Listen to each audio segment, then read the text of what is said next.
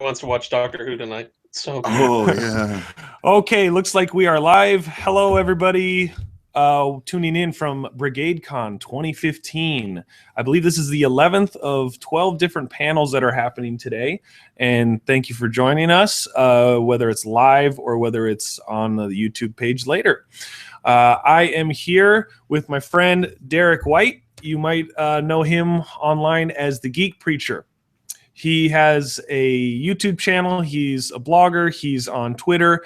And you might have seen him at Gen Con or GaryCon, a gamer in the scene. You might have read some of his contributions to the Knights of the Dinner Table series. He's done some articles for there.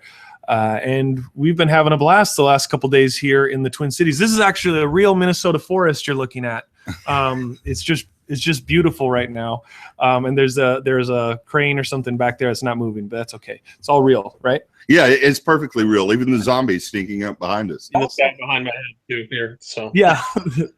Speaking of which, we have author and I've been calling you D&D alumni, Stephen D. Sullivan. And I'm going to... that fits. Okay, that works. Stephen started working at TSR in the 1980s. He wrote the copy that you would see on these Moldvay Cook modules, was an editor there, and a cartographer. So did maps for a number of different modules. I believe the Dragonlance series was one of them you did a number for, if that's correct, Steve? I did a bunch of maps for Dragonlance, yeah. Yeah. And I did maps for the books too, as well. So yeah, I have one of them here, Legends of the Five Rings. If you search Stephen on Amazon, you're going to see just a ton of different books, a lot of them in the sci-fi fantasy realm too. So He's a Renaissance man. He's a Renaissance man. A grognard of grognards, maybe you could even say.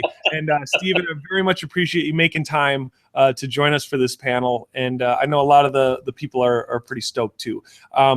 If you're watching this, you can leave comments on the YouTube page, and I'm going to see those. And a couple things that I didn't want to forget, because before we get started, BrigadeCon is also a fundraiser for Child's Play charity.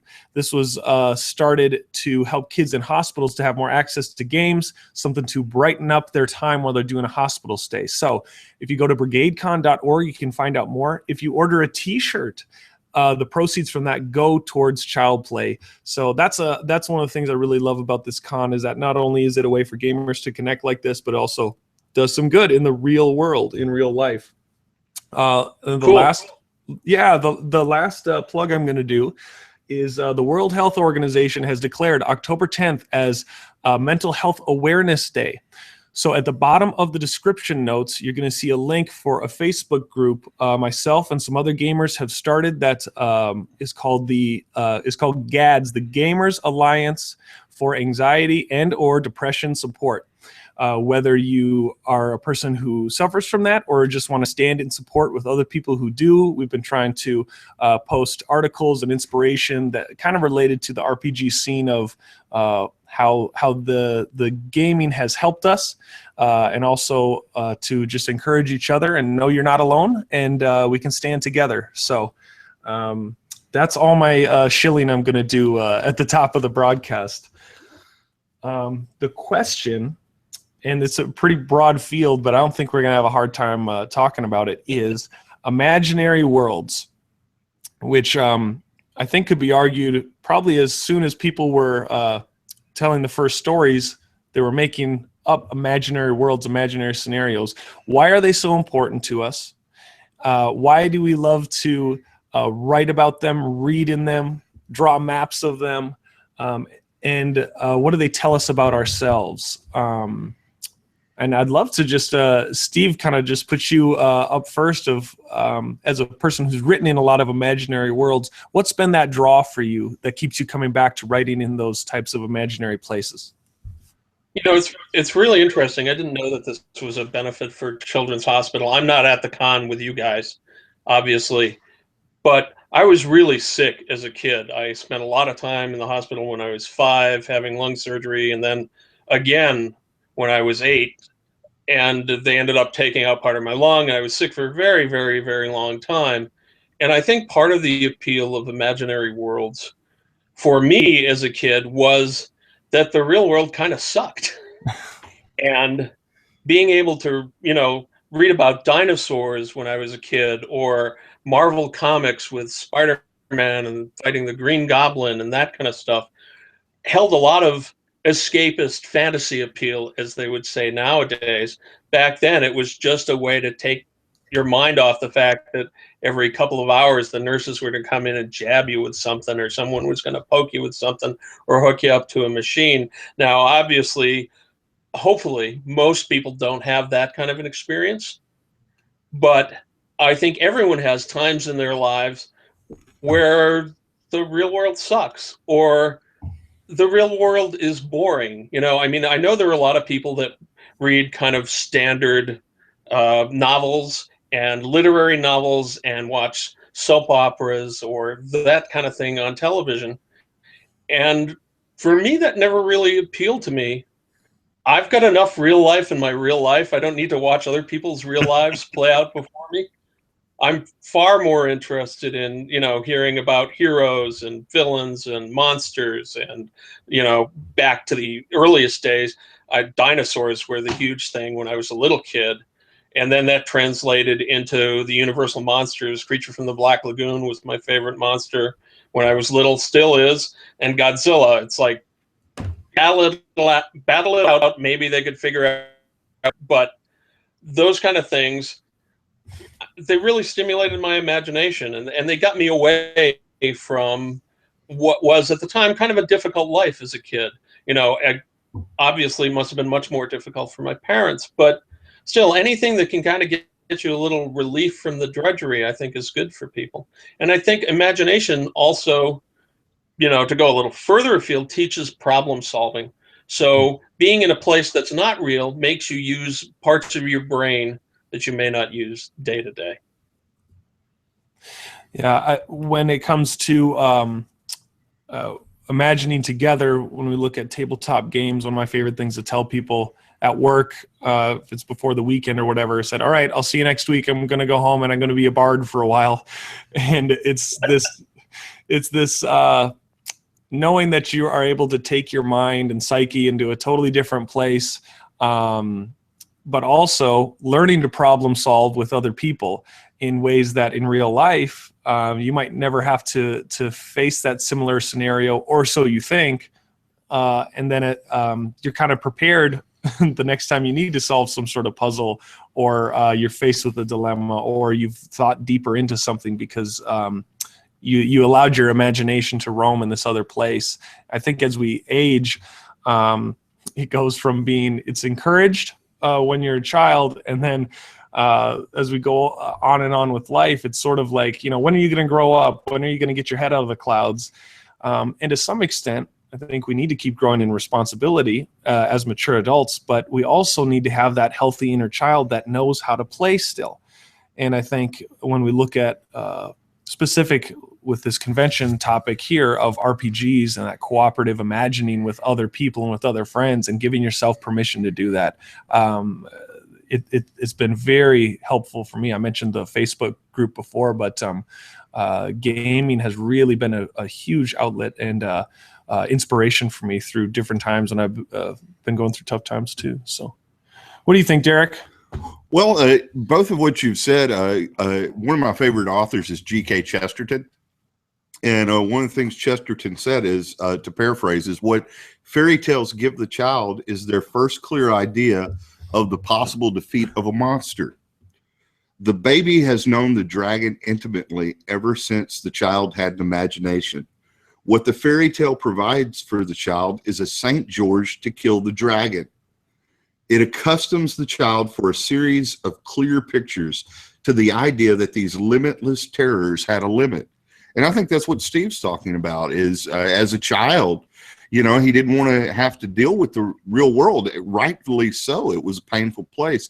And it tells us that terror and all these monsters do have a limit, that they will end. And that's what I like about it. I mean, I love role-playing games because monsters get defeated, bad guys get defeated. I'm very much in the heroic style of play, though I will play villains. But when I play villains, I want my villains to be defeated. As a dungeon master, I get to play the worst and vilest of villains, and they get defeated. And it gives us hope. It gives us hope in a world that sometimes seems very hopeless, seems very dark and dreary and painful.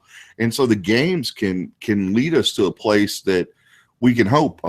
Was talking with someone at NerdCon about this, and they said something very similar. They said even the dark stories that have sad endings aren't hopeless, because they make us still want to hope for something better. Even H.P. Lovecraft, who just was so dark, so depressing. When I finished reading Lovecraft, I think, you know what? I would have killed that monster. You know, what would I have done to have made it better? Even if it drove me mad, what would I do? And so I think that's the power of these imaginary worlds, is they let us bring hope into a world that sometimes seems very hopeless. Yeah. It gives you a certain amount of control over your fate that maybe sometimes you don't experience in the real world. You know, I think one of the worst things that you can have as someone that's being a role player is a dungeon master or a chill master or DM, whatever you want to call them, that's arbitrary in their rulings. And it's like, well, I'm going to prove to you that the world's tough, kid. Well, no, because I know the world's tough. I live in the world. Most of us live in the real world. What I need from fantasy role-playing, whether it's horror role-playing or D&D or anything else, is a way to be heroic, to get outside of the drudgery, to get outside of the paying the rent. I'm old enough that I remember little cartoons in Dragon magazine that were like, here's the dragons and they're role-playing that they're accountants and they're housewives and that kind of stuff to get away from their existence as dragons, right? But for us, it's obviously the other way around, and it's a needed release. And so many people face daily jobs and situations where it's just drudgery for them. The fact that they can get away for the weekend, and whether it's a role-playing game or a board game, they can sit and they can roll dice and they can take on Pandemic, or they can defeat Cthulhu whether it's in a role-playing game or Arkham Horror or whatever.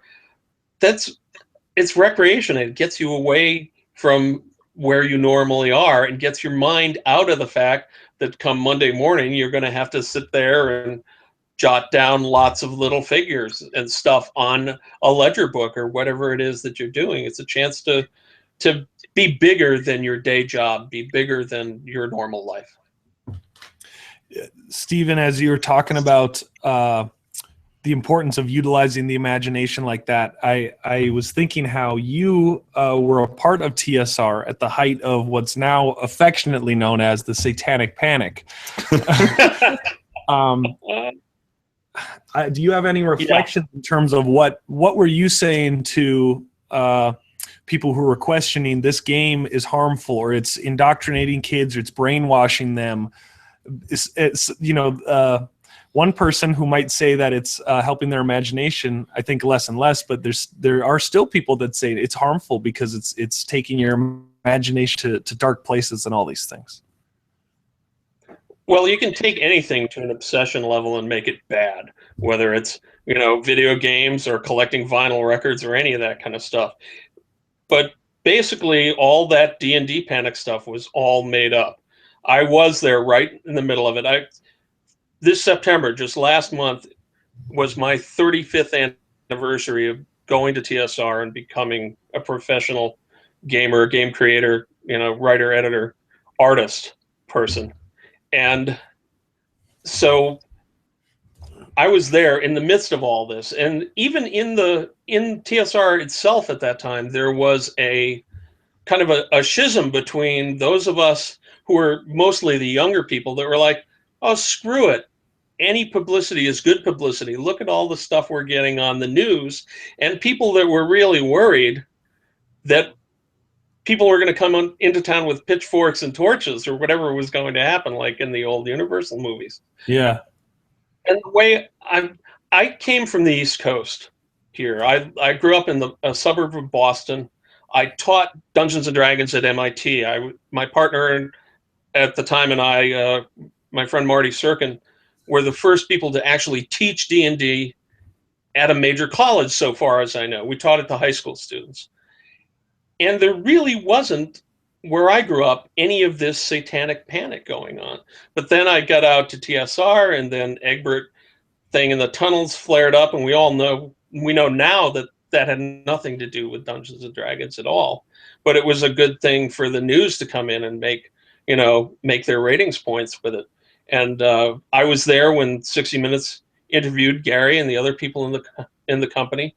And what came out of that for me was, you can't trust these news people, because what they ended up concluding and doing with that piece didn't represent any of us that were at the company at the time.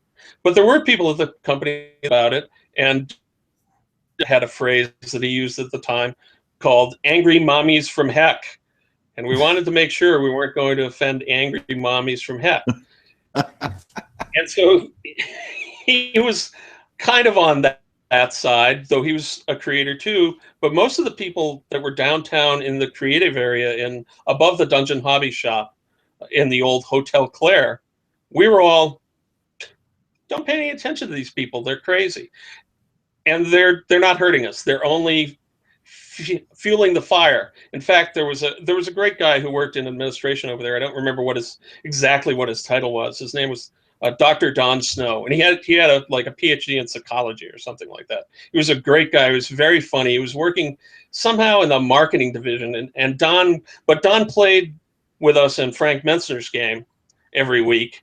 And he was a gamer. There was kind of a division between the gamers and the people that were not gamers a little bit there. And Don said once, if I'd known they were going to buy all those books and burn them, they didn't have to buy them at the stores. They could have come to me. I'd have sold it to them wholesale. In some sense, it didn't matter that they were burning. Burn all you want. We'll make more. But I do understand that people were concerned, and the few times I met people that were concerned, I would try to allay their fears and say, look, there is nothing bigger behind this. It's just a game. It's just a game the way a movie is just a movie. The way nowadays video games are just video games. The people that go over the edge and people try to attribute it to a video game or some other thing, chances are it's not going to happen. Because of that, obsession at any level is bad, but recreation at almost any level is good.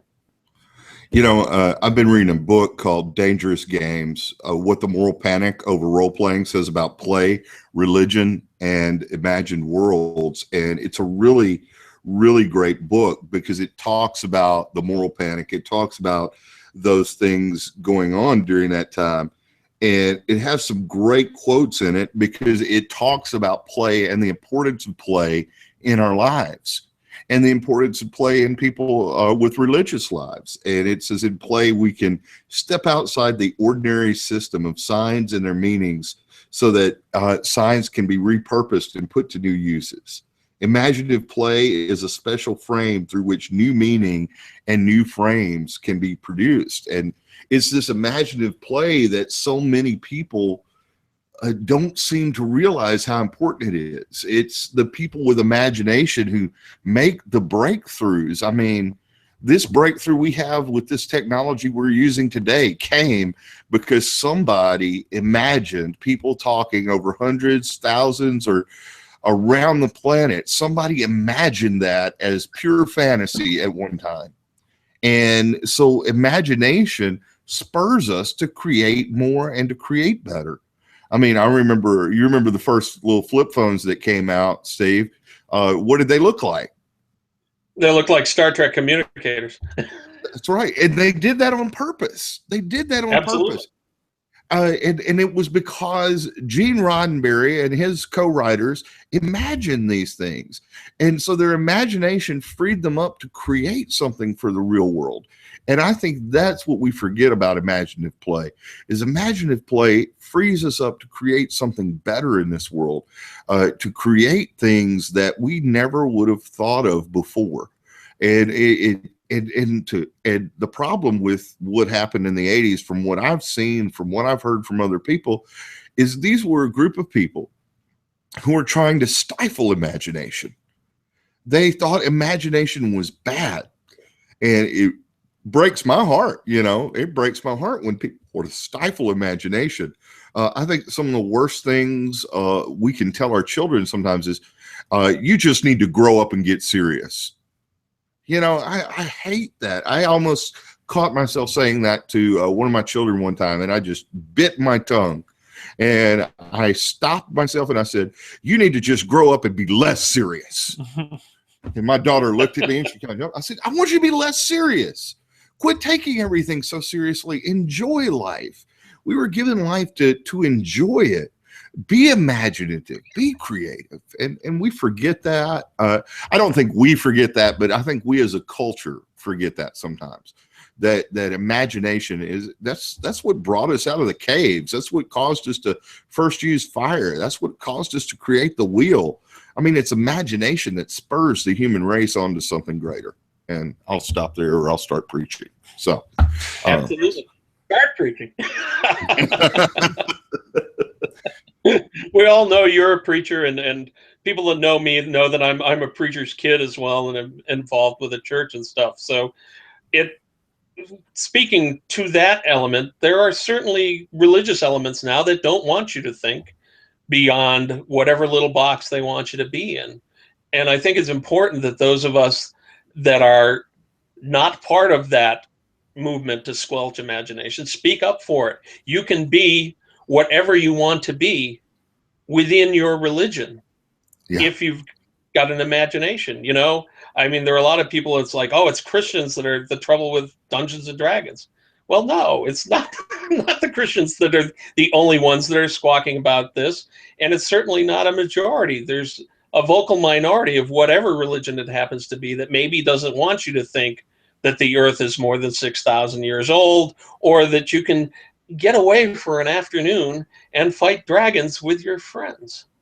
But as you started to say at the beginning, one of you, you learn social skills, or you can, through gaming with other people. Definitely. You learn, for one thing, you learn that everybody's not like you. Mm-hmm. And if you're playing board games, you discover people have strategies that are completely different than yours.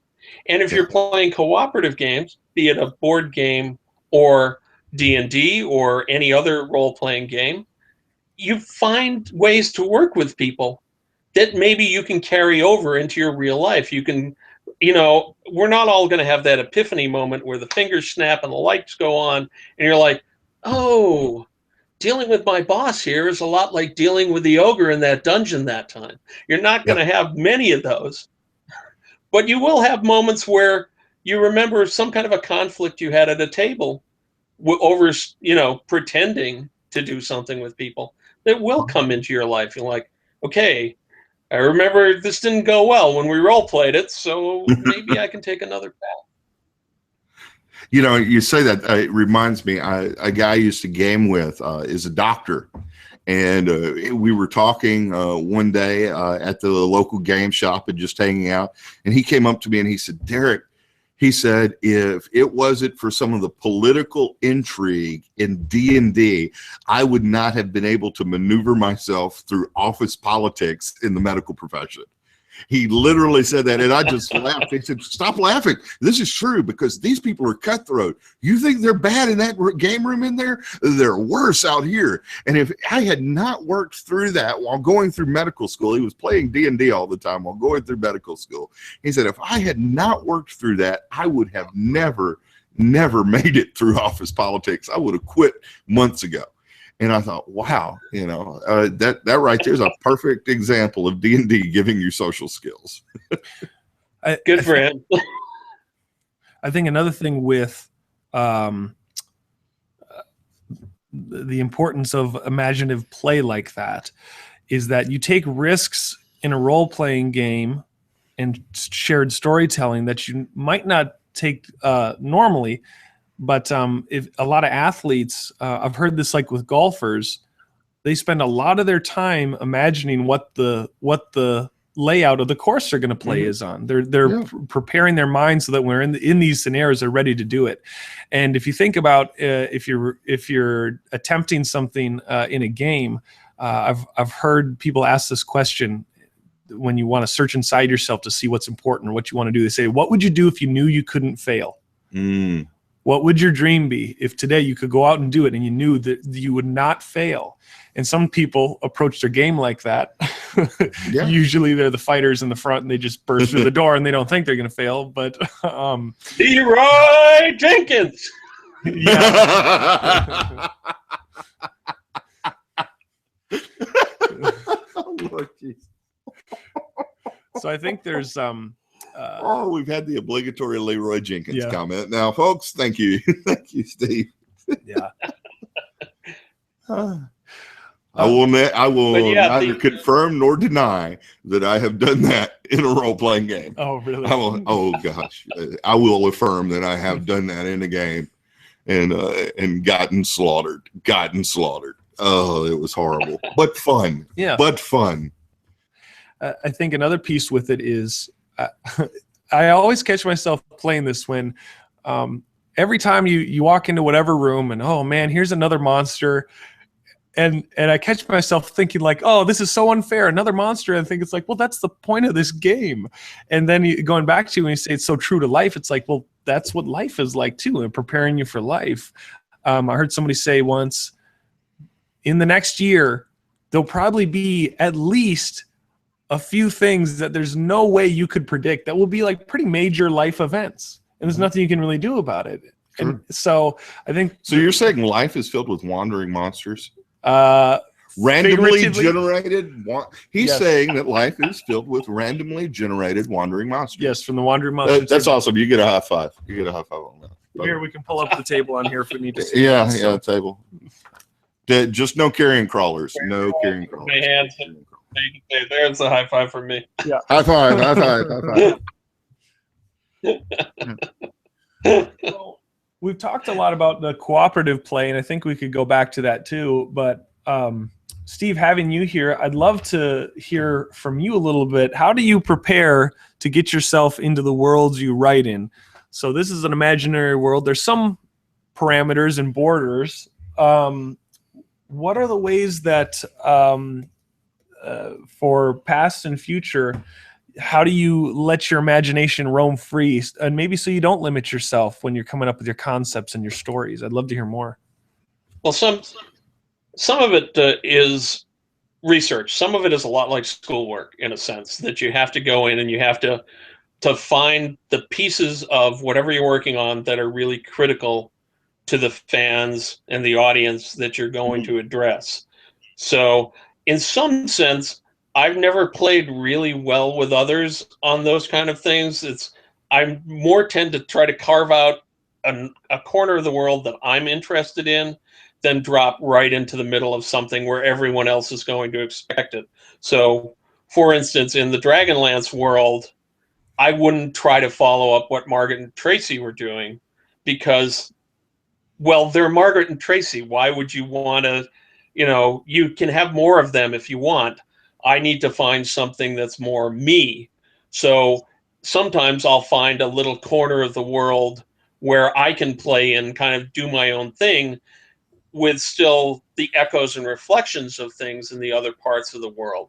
So that comes from research and trying to figure things out. If you've got an editor you work with, a lot of times you can get it from them. If your friends have worked on the game or the property, you can get stuff from them. So that's the first part. And then the second part is trying to do things that feed your imagination. And my wife will tell you I have more movies than your standard blockbuster or 3. One of the things that really feeds my imagination is movies.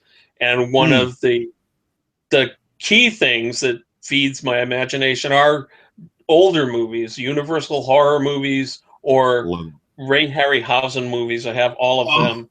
Or things like that I can go back to. Now, movies are generally kind of a quick access, but there's also obviously a whole thing of books and literature and that kind of stuff. reading things that you like, you know, going back to Tolkien, going back to, you mentioned Lovecraft. I go back to Lovecraft at least once a year.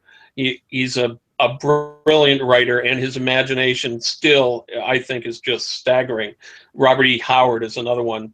Oh. The pulp writers really seem to have a lot of viscera to them that really, reading them. I discovered Clark Ashton Smith. Yeah, or Edgar Rice Burroughs, or Robert Heinlein. I'm a huge fan of Robert Heinlein too.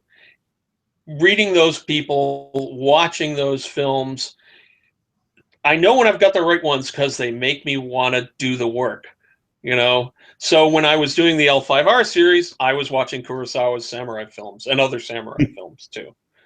You know, Dragonlance is a little different because I was there, you know, right at the start of that when Tracy came up with the initial idea, and all of us that were in the old hotel had to try to convince people that were out on Sheridan Springs Road that it was a really good idea to do this huge shared world thing for 12 modules, and then comics maybe, and then books maybe. And Tim Truman was there at the time too, and Tim Truman and I actually did a pitch for a Dragonlance comic that you can find. There are 3 pages. You can find them up on my website that Tim and I did back then. I was writing, Tim was drawing, and we tried to get that going too. So that stuff I kind of knew from the inside. So there was a little more, you know, a little less research involved in that, and a little more kind of go for my guts, or, you know, or I could call up Margaret if I wanted to talk and say, hey, Margaret, what do you think of this? Now, I didn't tend to do that a lot because by that time she was really busy. I was really busy, but I had the resources for those kind of things right there. But other stuff, you know, sitting down and watching a Ray Harryhausen flick almost always makes me want to write something when I'm done. And that's, everyone needs to find whatever that is in their life. There's something in your life that's going to touch off your brain cells and make you want to write. I'm working on horror stuff right now, and I'm doing some classic horror things coming up. And I was just watching some Universal horror films. Some I haven't even seen that I just got in the mail today. Just watched, I think it's Murders in the Zoo or something like that. Never seen it before. But watching it made me want to write more. So I'm sitting there and I've got it on and I'm typing at the same time. So you try to find the inspiration and then go with it. Research, inspiration. Oh, wait, can you see my hands? Research, inspiration. And then you go and you write. Oh, and then it's discipline. Then it's, you know, to be a little crude, people say, what's your tip for writing a novel? First tip, sit your ass down and write. Second tip, finish it. So it sounds. Hold on. Let's say something here. You know, it's interesting, Steve. You brought up all of those pulp writers, and they influenced me. You know, I was coming up junior high school while you guys were at the height of what you were doing at TSR, and the Appendix N. Nathan and I have been talking about Appendix N lately and how that influenced me. It was Appendix N that introduced me to Edgar Rice Burroughs and all of these pulp writers, and L. Sprague de Camp and Fritz Leiber and all of these wonderful pulp writers. So what got me is we were at NerdCon today, and I got to meet someone I didn't know was there, Stephen Brust. You know, did the Zhereg novels, the Vlad Taltosh assassin novels, which came out in the 80s. And as he and I are talking, you know, he tells me his favorite writer is Roger Zelazny, who's one of my favorite writers. And there are all these kids around, 18 to 24 years old. This place, this is the first con I've been to in a long time where I really probably was one of the oldest people there, you know, and I'm just 45. So it was weird seeing all these kids, and they had no idea who these pulp writers were. They had no idea who Roger Zelazny was. They had no idea who L. Sprague de Camp is. They had no idea who so many were. And I think, you know, and maybe I'm just getting old, sounding like a grognard myself, but, you know, I want the kids to, I love modern stuff. You know, I love the Dresden Files, wonderful books. I love Patrick Rothfuss, The Name in the Wind, but there are these pulp books that are just grist for the soul, I think. And I don't know how we can get these kids to, how can we, you know, we talk about the old school Renaissance. How can we give these kids an old school Renaissance of books and literature? You know, how do we go about doing that? Well, I think that mentioning them really helps. You know, I mean, if I say, you know, read Burroughs, read Heinlein, read Zelazny, read, you know, Arthur C. Clarke, read Isaac Asimov, there are going to be people that are going to go out there and do that. It's funny when you look at, I'm into movies a lot, obviously. And when you look at movies and you look at special effects and you talk to any of the special effects people that are active in the field today, you say, who influenced you? They're not going to say ILM influenced me. They're not going to say Digital Domain influenced me. They're not going to say any of that. Almost every one of those people is going to say, well, you know, it was Ray Harryhausen, and it was Willis O'Brien, and it was Jack Pierce's makeup, and it was... So there are people and stories and things that are kind of the foundations of the fantasy world that we live in. And obviously at this point, and it's kind of weird to me since I'm only 10 years older than you, that now D&D has become one of those kind of world-shaping events. What influenced you? Well, Gary Gygax influenced me, you know, and it's like, well, wait a minute, I knew that guy. I worked with him. That's, you know, as when I was hired, I was the youngest person in the creative editorial department, aside from Jeff D. Diesel had been there, and Diesel's a little younger than me too. And Jeff's only like a year or less than a year younger than me. But I was the young guy there. And it's so weird. Yes, it's 35 years later, but part of me is still the young guy in the whole department there in my head. And suddenly people are saying, you said, oh yeah, the stuff you were doing, when I was in high school, we were really loving that. And I'm like, wait. Yeah, but can it really be that long? High school, you were just out of high school. You were what, 24, 25 when you went to work for TSR? I started at TSR 5 days after my 21st birthday. See, wow, you're old enough to be my big brother, okay? You know, I mean, yeah, yes, you were a kid. You were I just turned 50. Yes, I totally was. I dropped out of college to go work at TSR. It was my dream job. You know, someone calls you up and offers you a dream job. Are you going to say, no, I'm going to finish this year of college and then I'm going to see if you're going to hire me? No way. No way. I cannot blame you, and I'm glad you did. I'm glad you're a college dropout safe. I'm glad you dropped out. Me too. I'd like to, you know, part of me would like to go back and finish, but then it's like, okay, what are you guys going to teach me?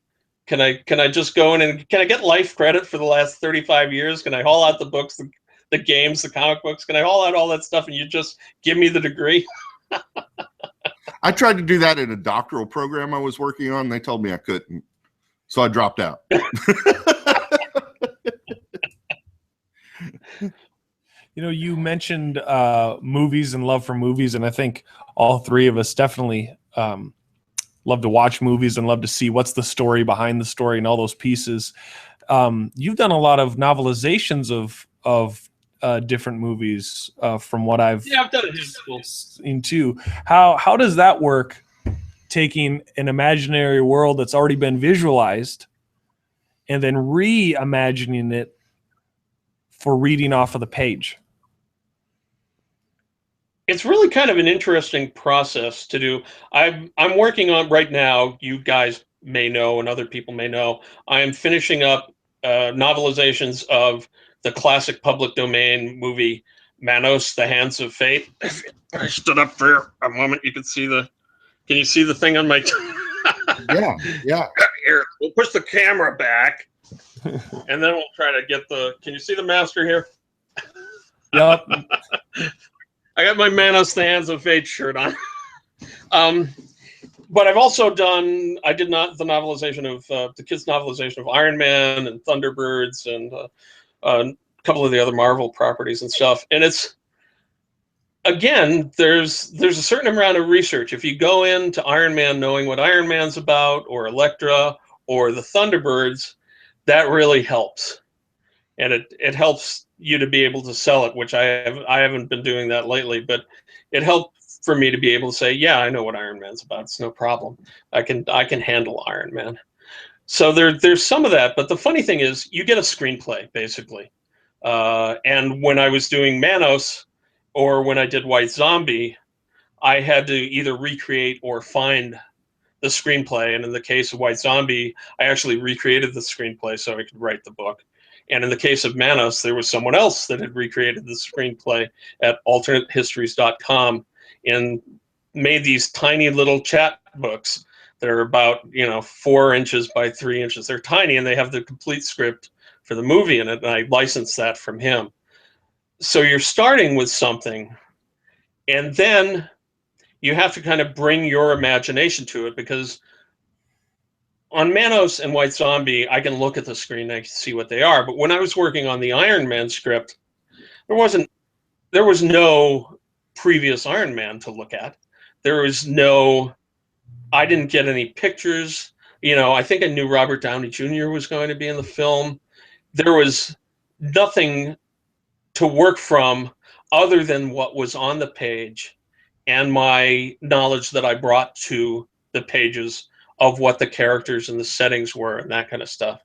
And one of the ways that I worked on that was I literally would kind of retype the screenplay into a non-screenplay format. So I'd have the dialogue, but then all the in-between stuff would be written by me. And the weird thing about all that is, by the time you've done that and you've finished a draft of that, you kind of start to feel like you wrote the whole thing. Which Starry Stanley, Jack Kirby, Steve Ditko, and everyone else that's worked at Don Heck, all you guys that worked on Iron Man. But by the time I was done, I was using their dialogue. I was imagining the scenes in my head based on their movie directions, and then having to bring what I knew about Iron Man and what I knew about the world and everything into that, and trying to make something that would in some way resemble the movie when the movie actually came out, even though I never got to see the movie while I was working on it. Wow. So that's kind of an interesting thing, but again, it's still, some of it is inspiration, some of it is hard work. And again, you can, if I was working on the Fantastic Four, I could go back, I could read Stan and Jack's Fantastic Four, or I could read John Byrne's Fantastic Four. You can, pick and choose what you like that inspires you and helps you with the character. So it's still an interesting combination of How do you put the Steve Sullivan imprint on it? How do you put I know you're developing this, but how do you put your own little twist in there? Because I experienced some of that in my field. I'm often, sometimes preaching someone else's sermon after I've looked at all the other resources and everything like that. But I still want to put my own spin and my own twist on it that says, this is uniquely something I helped create. I give people credit where it's due, but how do you put the Steve Sullivan in it? On movie adaptations, in some sense, I always want to make them better than the script that they are. So you want to make sure that you keep key pieces that people will recognize. When you're reading a screenplay, often if you've had a lot of movie experience, you'll hit something and you'll think, that's going to show up in the trailer, or that's going to show up as a catchphrase at the end. You want to make sure you keep those things, but there's always stuff that just isn't quite working in the book. And so you try to find those spots and use your own experience to iron them out and make them seamless and make them work. There was, when I did Thunderbirds, which wasn't a very good movie, the script was pretty marginal too. There was a point early in the script where They blew up Fab 1, which is the car that Lady Penelope drives. It may have been on a boat or something at the time, but they blew it up. And then it appeared 5 scenes later, whole and intact, to pick them up when they were in London and take them somewhere critical to the plot. And I spent hours figuring out how to do that. I had my editor on the phone. She and I were kicking it around. We figured out, we ironed it all out and got it to all work smoothly so that it would make sense in the book.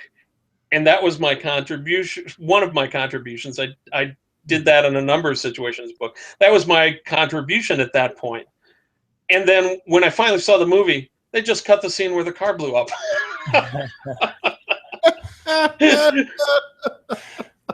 And that happens more often than you would want, or, when I did Iron Man, I had a really great script for Iron Man, and that I knew that one was going to be great. It was obvious from the script, this is going to be a great film. And there wasn't that much in the continuity that I had to tweak. But then I turned my manuscript in, and they had, people were like, oh, you're not going to want to do this with Marvel. They're going to be a pain in the ass. They're really hard to work with. They always had a lot of notes. They gave me a page, literally a page of notes. And I had been expecting, dozens of pages of notes. There was a page of notes, and they were all like 1 or 2 line changes. And I was like, woo, score, big time. And then, so I did that, and sent it back to them. And then they called again. They were like, okay, we've decided that you can't reveal the identity of the villain at the end of the book because we want that to be a surprise in the movie. And then I was like, oh.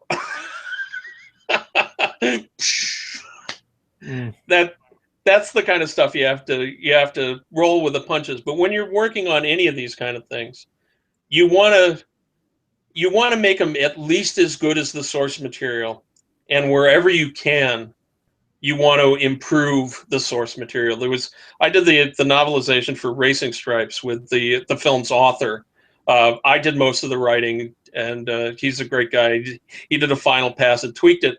I don't remember what there was. There was something I put into the novelization that he called me up one day and he said, Steve, I wish I'd thought of that when I was writing it, because that was a great little bit you did. And I was like, yeah, I thought so too when I put it in.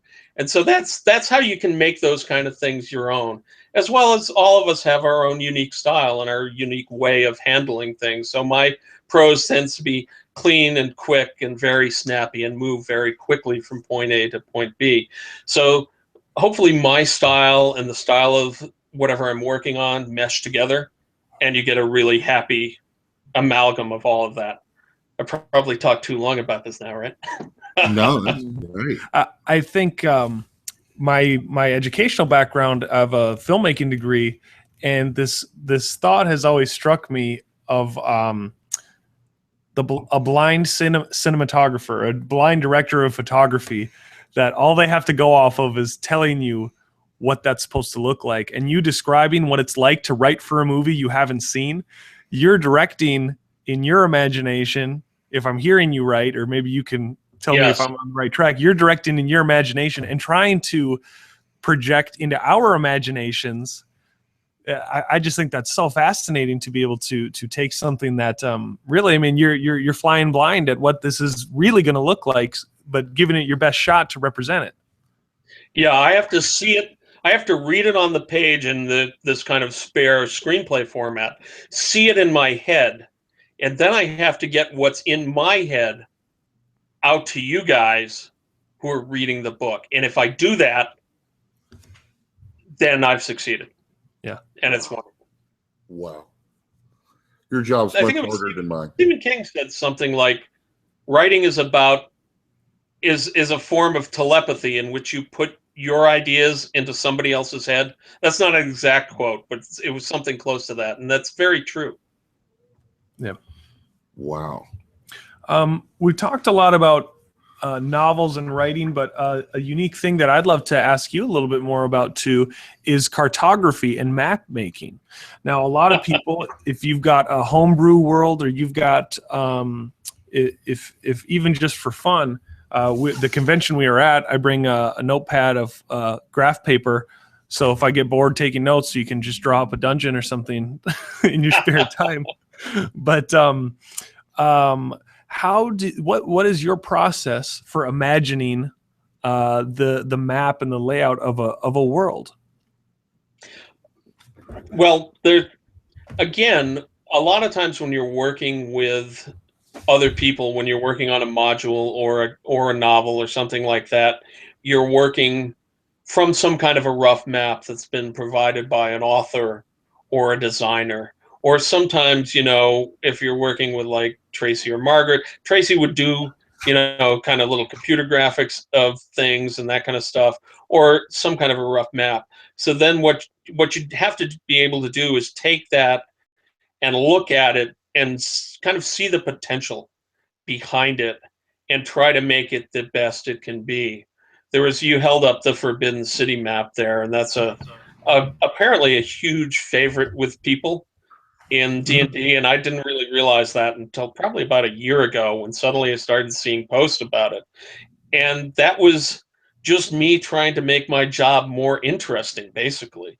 There was early on when I moved from editorial to the art department, which I did because of office politics, not in the building downtown, but because of office politics between downtown and Sheridan Springs. There was a point at which they decided that they would, in order to work in editorial, you had to have a related degree.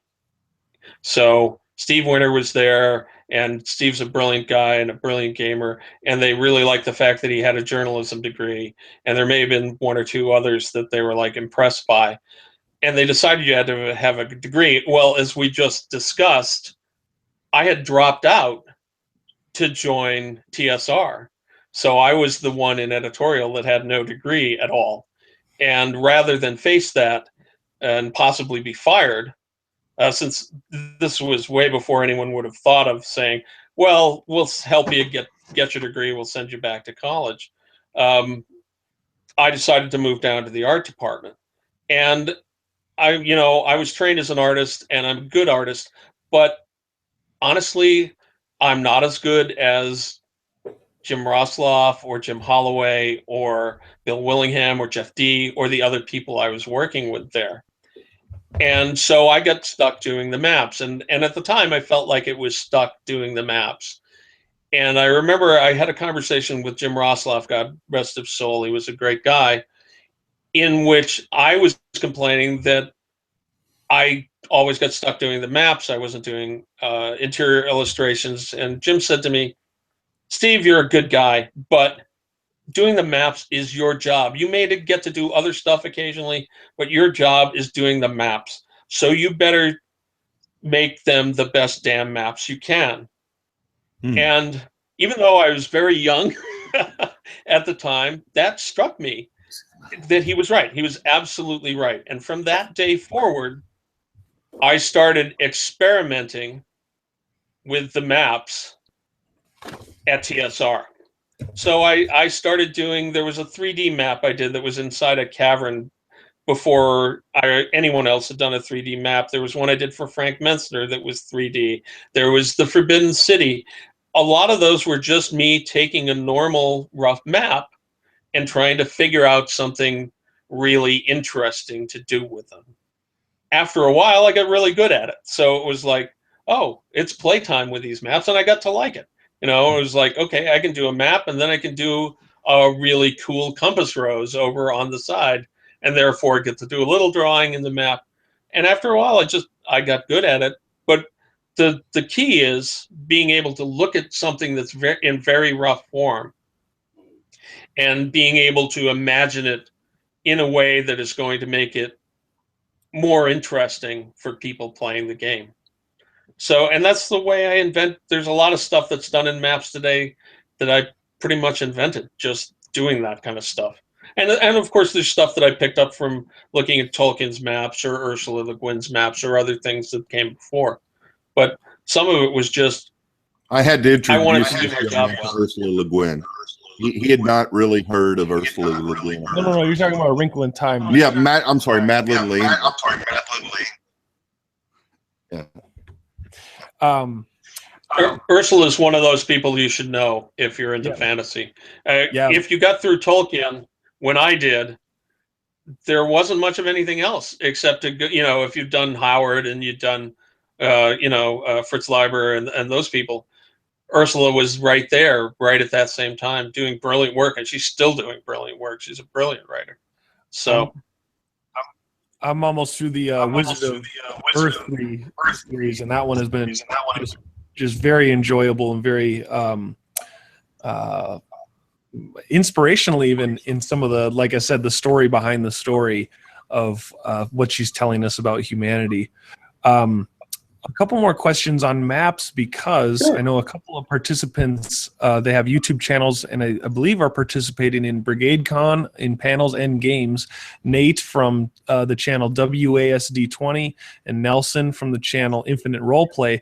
They've both done tutorials on map making and how to draw them and kind of how to space things out in creative ways. What would be some tips that you would give to an even aspiring, as the full gamut of, they just want to do it for fun, for a homebrew, all the way to someday I'd love to be a cartographer in a published work? What advice would you give, or maybe some of them save some aspiring map makers some heartache of some things that you had to learn, like you were talking about before?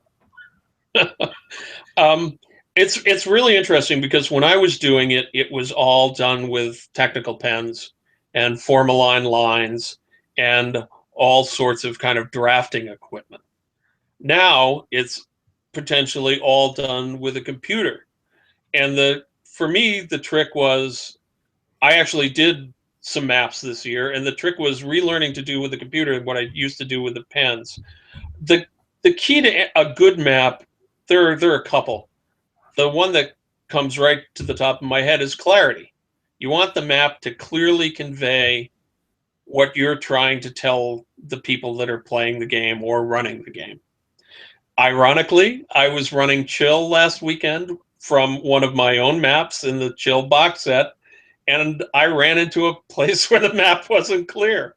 And it was either me or Mark Akers or Golly Sanchez, one of the people working at, we just kind of screwed it up. I hadn't run this thing for years. I was reading the text out of the thing, and it was like, there's a door there on the map where it shows there's no door. There was a boarded up door that it wasn't clear whether you could get through it or not, why there was a room description there.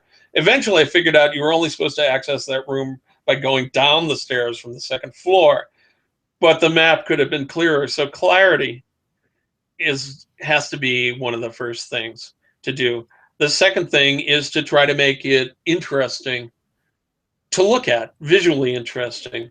We all remember, I hope you've all read Tolkien. We all remember when we first opened The Hobbit, or we first opened The Lord of the Rings, and we looked at the maps, and the maps made us want to read the story. They made us want to know more. We wanted to be able to know that the runes said 5 feet high the door and 3 may walk abreast, or something close to that. We wanted to know why there was a finger pointing across the middle of the map. We wanted to know these things. So you want a map that inspires people's imagination, that makes them say, wow, I want to explore this place.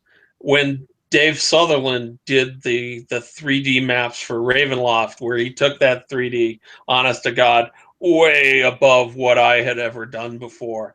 You looked at those maps, and if you didn't want to play that game, something was wrong with your soul. So clarity and imagination are the two things. You have to be able to convey the designer's intent accurately. That's really important. And you want to use whatever tools you need to use to get there. I mean, I started drawing maps with technical pens and on simple graph paper. By the time I was working freelance on it, I was still using technical pens, but I was doing it on vellum overlays and was using a lot of 40% overlays for the grid, 40% for this, to make them kind of more interesting rather than just gray maps. And when I started doing maps this year, when I did the map for, we'll plug Michael's book here. I did the the map for Empires of Imagination this year, I had to go back and relearn how to use all the modern techniques in order to make something look like I did it back in 1984, essentially. And that is a great book to plug. I have been reading that, and I used to be a really fast reader, and then I slowed down. The day I got it, the day after I got it, I opened it up and plugged through about a good 40% of that book. And I absolutely love it. That's Empire. For those of you watching, that's Empire of Imagination by Michael Whitwer. Did I say his last name right? Yeah. And you should pick it See up. if I can hold it so you can read it. Yeah. Yeah. That is a great I've got book. a time lag on my thing, so I can't quite get it in focus for you. Yeah, there it is. Perfect. There we go. Yeah, that is a great book for anyone, whether you're new to the hobby, whether you've never played the hobby. If you want to, his narrative style is just wonderful, and I have really been enjoying it. I've gotten to meet many of the Gygax family over the years, and I've heard some of those stories, but that book just does such a wonderful job, and makes Gary look like a real human being, like he was, and just really just blows me away. And we have someone in the chat room. Really happy. We've got a mutual friend in the chat room, Wendy, who says, "Hey, I played in that chill game. I'm guessing that's your Culver's game, right?" No, I actually we run games twice a month at my church. And Wendy was at that game at the church last weekend, and we had a great time. So, and I love that you run churches are compatible. Yeah. I think it's wonderful that you run games at your church. I think that's absolutely awesome. Man, that's amazingly wonderful. And you run a hard game. You run chill at church. That's amazing. Chill at the church. If we only could. Yeah. That would be a great name for a youth ministry, but then you just show up and just play, RPGs, get them all playing. That's the indoctrination part, but get them all playing. Yeah. How I kind of got really reintroduced into the hobby was, at my church, a friend said, to somebody else completely different, I think there should be a Bible study for nerds. Well, a couple days later, word gets passed to me, I think you need to connect with this guy. Okay. And I always say, we never cracked open a Bible, but we did definitely crack open the player's handbook a lot of times, and we still game years later to this day together. So that was kind of funny of going back to the stories from the 80s when RPGs and churches meet. I think it's a beautiful thing. So right. Right. And having been there, I'm aware of this. It's not really irony, but in some ways, there's not a better word for it. That it's like, okay, churches were burning D&D and Lyke games in the 80s when I was there and on staff, and now I'm running those kind of games at church. Awesome. Yeah. When we were talking about the Tolkien maps, it made me think of a segue to another topic that I did want to ask about, and that was, what was a story or imaginary world that inspired you as a child? And when I was in elementary school, I had a friend named Chris, and Chris's mother had read to him the Hobbit stories. So at recess, we would be playing out the Hobbit, and he would tell us, okay, we're going over here, and there are dwarves here, and there's the dragon. And in the school library, I can still, if I saw the cover, I'd know exactly which version it was of the Hobbit they had in the school library. And I'd check it out, and I'd read it and reread it. And I can still remember the map on the inside, the hand, the wizard's hand, I'm presuming, that's pointing. And when we talk about imagination, there's an area called the Iron Hills. And I'm sure that there's, if you look up some sort of Tolkien encyclopedia, someone's dug up the info. But I always remember, because I think it was kind of out on the outskirts of the map, and thinking, I wonder what was going on in the Iron Hills and who lived there and what they did. And you know, I think there's something with books or pen and page or with RPGs where it's not all fleshed out like a movie, that it does allow your mind to go in other places where the only things you can see is what's on the screen. So so some loose thoughts there, but I'd love to hear, and then we're going to go to a question in the chat room here. What were those first imaginary worlds you fell in love with as a kid? Maybe start with you, Derek. The first imaginary world I fell in love with as a kid, I can't remember the exact first one, but I can remember the one that had the most impact on me, and that was Frank Herbert's Dune. Most people are surprised that it's a sci-fi world, but it was so imaginative. It was so evocative. This young man, Paul Atreides, who is going out into this desert world that he knows nothing about, yet it seems to come naturally to him. And it was just a powerful story for me. I remember imagining him putting his hand in the box as he's being tested. I could just hear the swish, swish of him walking across the sand dunes, trying not to attract a sandworm. I could smell the spice and wondering what the spice would smell like. You know, I'm originally from Louisiana, so we knew what spices were. And so I'm wondering, is it chili spice? You know, what kind of spice is it? And then they talked about how it was sweet. And I was like, sweet spices. And so I would say Frank Herbert's Dune was my first fantasy world that I can remember really, really speaking to me. I'm going to go back deep, deep into my childhood, and the fantasy world that's probably right at the root of a lot of my love of fantasy is Maurice Sendak's Where the Wild Things Are. Oh, Where young Max is beastly to his parents, exiled to his room, and in his room, the forest grew and grew and grew, and became an entirely different world with an ocean, and he sails over the ocean to where the wild things are. And it's a wonderful, strange place where he gets to do all these wonderful things that kids want to do. And at the end of the book, he becomes lonely because he's the only little kid there and goes home. And the journey in that, I think, really has stuck with me all of these years. And in a way, this just occurred to me now. In a way, The Wild Things is like a kid's version of the Odyssey, because you've got stuck way far away from home and suddenly doing all these amazing things and realizing that you have to go home at the end of it. So Where the Wild Things Are, I'm going to cite that. And then in movies, Mary Poppins, the wonderful Mary Poppins world where you could jump into paintings and go different places and have tea parties laughing on the ceiling and stuff.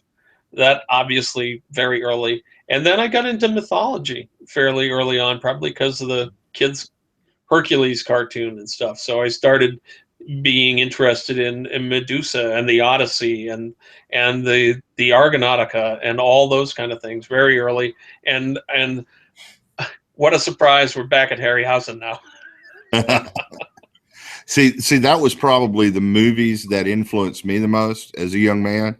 Watching the old Harryhausen movies, I still remember the skeletons from Sinbad and the stop motion skeletons, and just how beautiful it looked and how wonderful and how realistic. And so Ray Harryhausen, movie wise, fantasy world wise, and the tales of Sinbad just were powerful inspiration. And I don't know, maybe it's with Frank Herbert and Dune that I, as well as Ray Harryhausen and Sinbad, that still gives me a love of Middle Eastern culture with the genies and the mythology.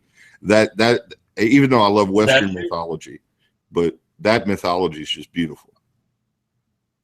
Oh yeah.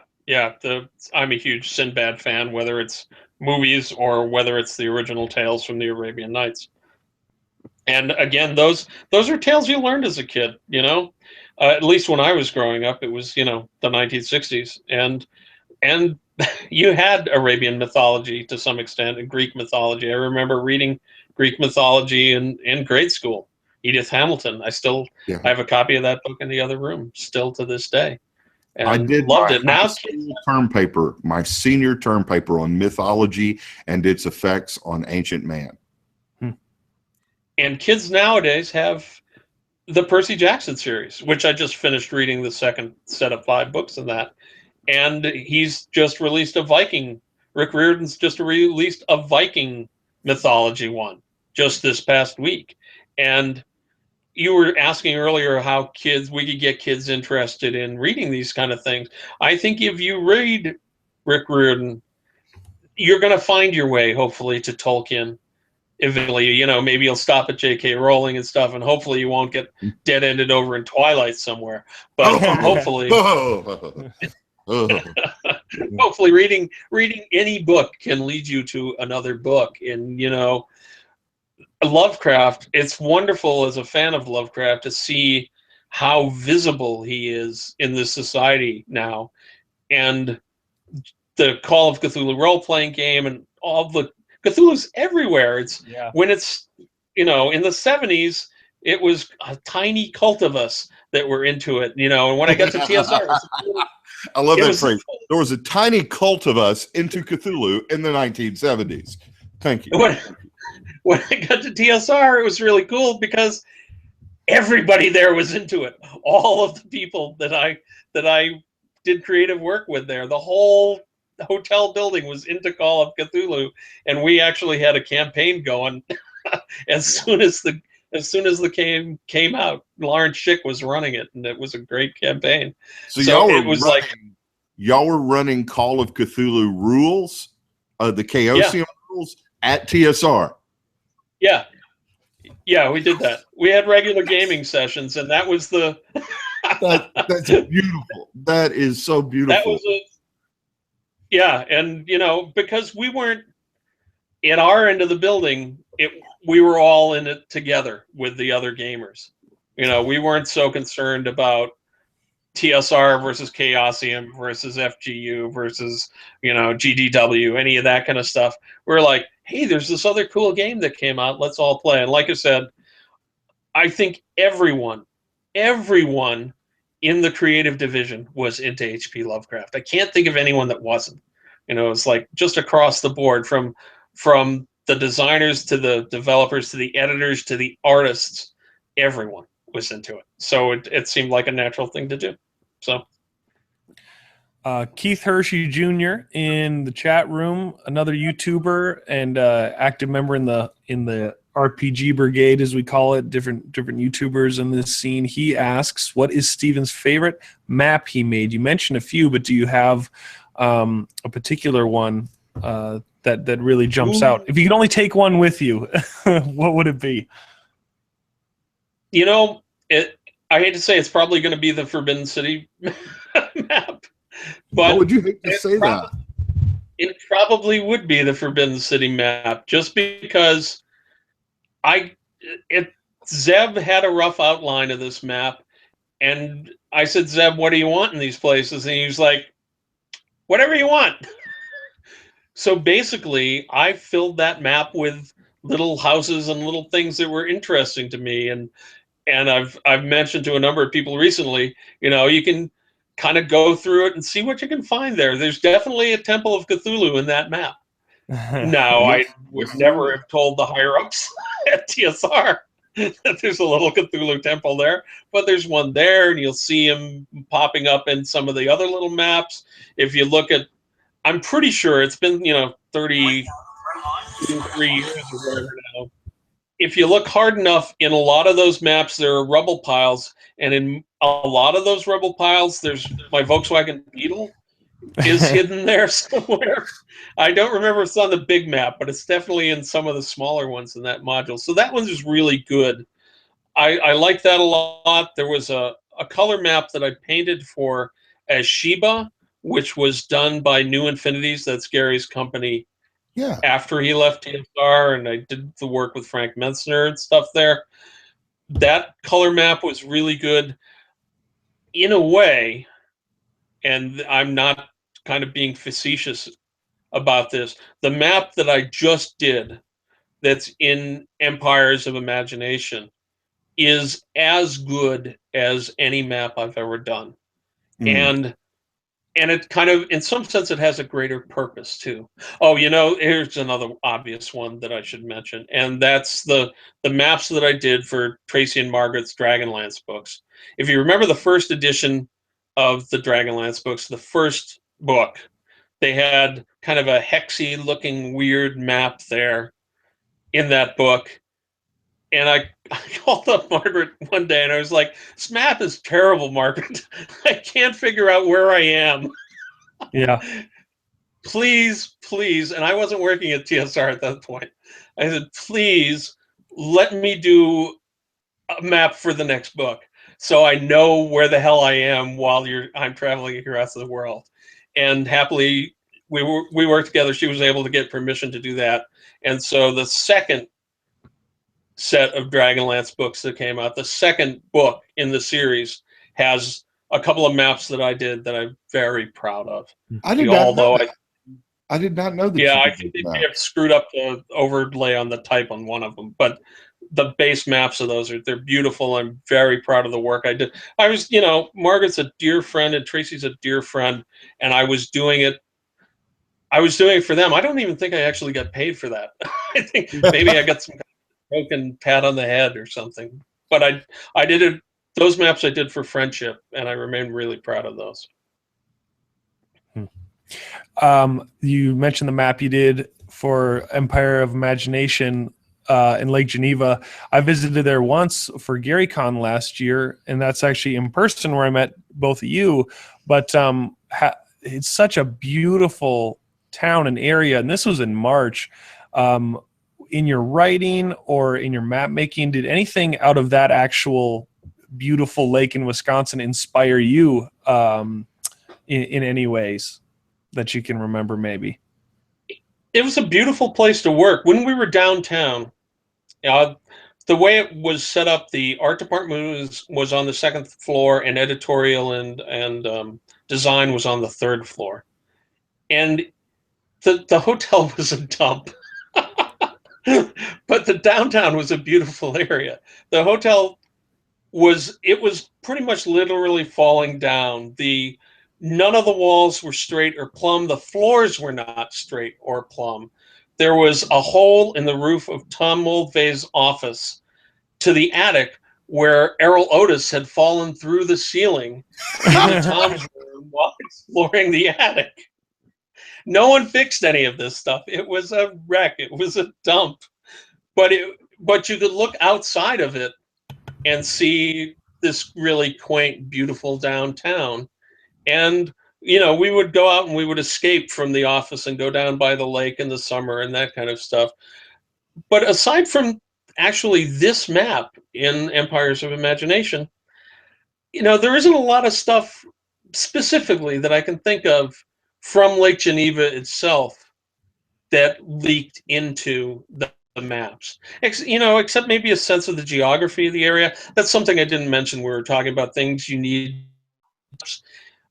Any hints that you can pick up about geography or architecture or any of that kind of stuff that's going to make your maps look more realistic helps.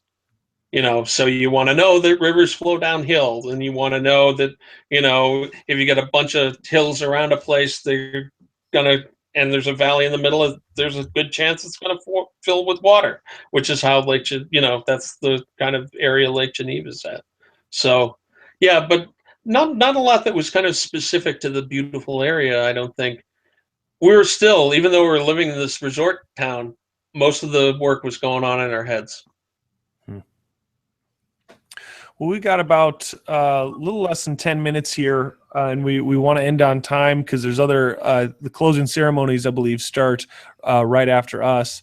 But I wanted to end with one more question. But before that, I just want to say thank you, first of all, to the people viewing live and viewing later, but especially to you, Derek, and to you, Steve, for being willing to do this and just gab about I think something we're all three of us really love and are passionate about. But I wanted to bring back for each of us, and we can have a few minutes or however long you need to talk about it, but to challenge us with that question: what's something you would do if you knew you would not fail at it? And that can go wherever you want with what that could be. Wow. I'd go to the moon or Mars. And what is I knew I failure? couldn't fail. Is failure mean death, or failure means what? Failure would mean I could get back from the moon or Mars alive. Gotcha. I could have a successful round trip. I mean, if I was to go beyond the realms of all possibility, obviously, space travel or time travel would be good. If I had a time machine, I'd go back and I'd see the dinosaurs. There's just no doubt about it. There are people that would go back and see Jesus or, Buddha or the great philosophers. No, I'm heading right back to see them. I want to see my T-Rex and my Apatosaurus, Brontosaurus, whatever they want to call it now. I want to see those dinosaurs. So if I had carte blanche, I'd do that. But if I could pick something that's within the realm of possibility, I'd like to try space travel, which I think my health is probably not otherwise up for. But in terms of goals of things that I want to do, I tend to do them.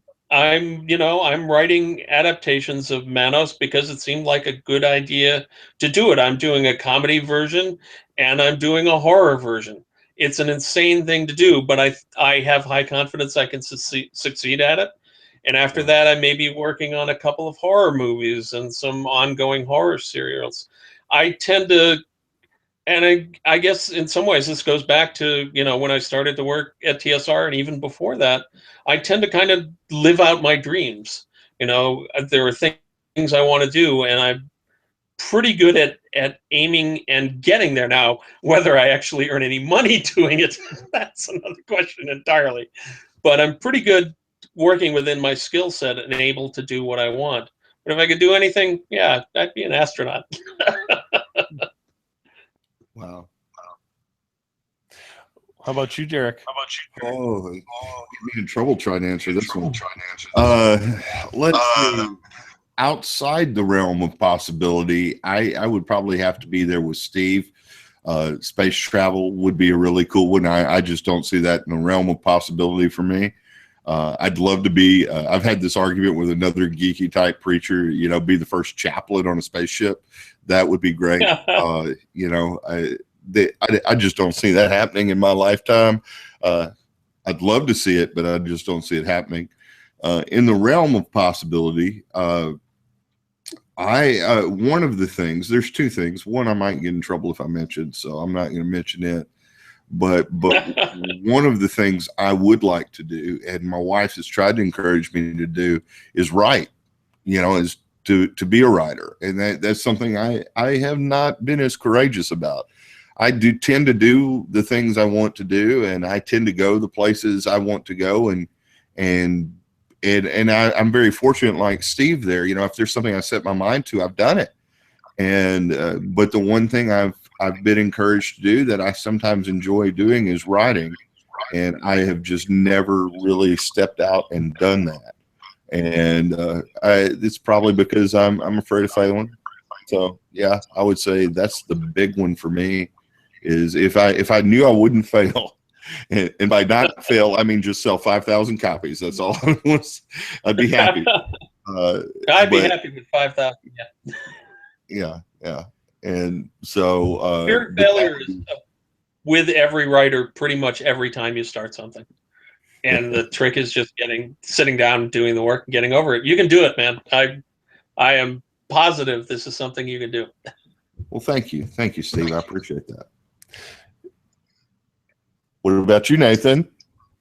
For me, is it in Gulliver's Travels where there's like a special glasses or something where they can see everything, or whatever it was? I remember seeing a part in a story like that where they're like, oh wow, if I have this, then I could read every book and I could do all these things, and then like the glasses break and then they're trapped forever and they can't see and all their dreams are crushed. So that's a Twilight Zone episode. Is it a Twilight Zone? Okay. So what I would love the non-failure version of that, where I could, I'm a book collector of so many books, and sadly I have the really sad thought of like, there's no way I will live to read every one of these books.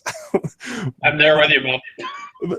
But if I could do it, how cool would that be to know, if you knew you could read every single one of those books, or read any book you wanted, or read every book that was ever. I think that's always fascinated me since I was a kid. And I first kind of, whatever the concept was, and someone was talking out loud, and it's either a show or a book or something, and they said like, I could read every book. And in Dragonlance, there's like the library where the guy's continually writing, history as it's happening. That's always fascinated me.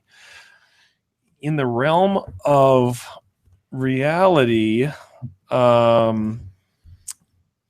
don't know what I'd do if I knew I wouldn't fail. I think maybe my takeaway from this is just to reflect on that more.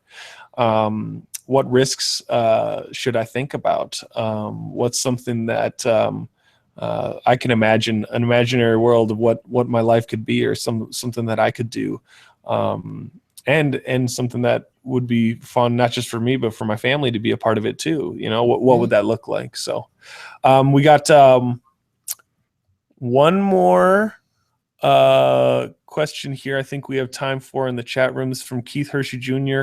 I don't know if we can cover 5 worlds, but let's do one. What world would you say? One apiece. One apiece. Yeah. What worlds would you say are must-plays reads for someone just entering the gaming hobby and beyond? So let's say we heard it phrased this way: if you could live in one fictional world, what would it be? Or at least right now, what would it be? Maybe start with you, Steve. I'm going to have to go with, I'm going to say Tolkien, because that's the easy answer. But I'm not going to elaborate on that because everyone knows that. So I'm going to immediately switch, and I'm going to say Roger Zelazny's Amber series is another one. Stole mine. I'm sorry. I back out then and say Edgar Rice Burroughs' Mars series. Yeah. Well, his question is, what 5 worlds would you say are must-plays reads for someone just entering the gaming hobby? Zelazny, right? Right. You said Edgar Rice Burroughs' Mars series. That definitely for someone entering the hobby. What would you say, Nathan? Any of his series, actually. I've been reading back through. In the back of this book is a section called Inspirational Source Material. I started collecting. I started collecting the nonfiction. I helped read that. You did? Oh man, we're gonna have a follow up. Okay, I'm gonna message you after this. I started collecting the nonfictions, and a lot of them are out of print. And I started reading or listening to audiobooks of a lot of the fictions. So Ursula K. Le Guin, she writes That's as 3. if. Yep. So Earthsea. So Keith Hershey. Right now we have Amber. We have the Worlds of Amber. We have the Princess of Mars series by Burroughs. Wizard of Earthsea by Ursula K. Le Guin. Okay. Yep. Conan. I love the Lloyd Alexander ones too. The Prydain Chronicles are just fantastic. There you go. Chronicles of Prydain. And let's see what we can throw in. Got to be Conan, guys. Got to be Conan.